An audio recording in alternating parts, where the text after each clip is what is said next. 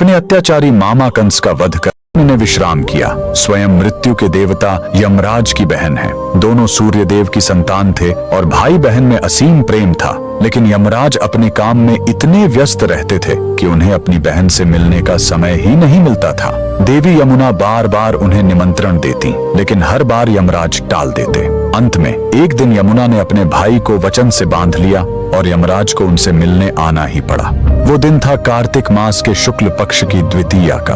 उन्होंने अपने भाई का प्रेम से सत्कार किया। इस स्नेह से यमराज इतने प्रसन्न हुए कि उन्होंने यमुना को वरदान मांगने के लिए कहा। तब यमुना ने अपने लिए कुछ नहीं मांगा। उन्होंने कहा, हे भैया, मैं यह वरदान मांगती हूँ कि आज के दिन जो भी भाई अपनी बहन के घर जाकर उसका आतिथ्य स्वीकार करेगा, उसे कभी भी आपकी यमपुरी यानी यमलोक का भय नहीं रहेगा। यमराज ने तथास्तु कहा और माना जाता है कि इसी दिव्य क्षण से भाई दूज के त्योहार की शुरुआत हुई। और जिस पवित्र स्थान पर भाई बहन का यह दिव्य मिलाप हुआ था, मथुरा के उसी विश्राम घाट पर आज स्थित है भारत का एकमात्र ऐसा मंदिर जहां यमराज अपनी बहन यमुना के साथ पूजे जाते हैं, श्री यमुना धर्मराज मंदिर। मान्यता है कि आज भी भाई दूज के दिन इस घाट पर यमुना में एक साथ स्नान करने वाले भाई बहन को अकाल मृत्यु का भय नहीं रहता। सभी भाई बहन कमेंट में जय यमुना मैया जरूर लिखें। अपने अत्याचारी मामा कंस का वध करके मथुरा को पाप से मुक्त कराने के बाद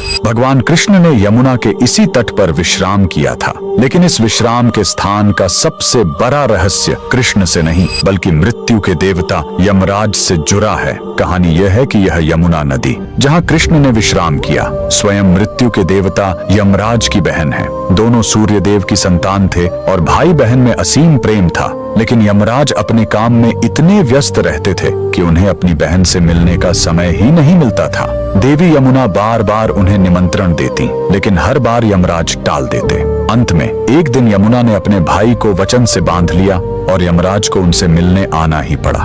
वो दिन था कार्तिक मास के शुक्ल पक्ष की द्वितीया का।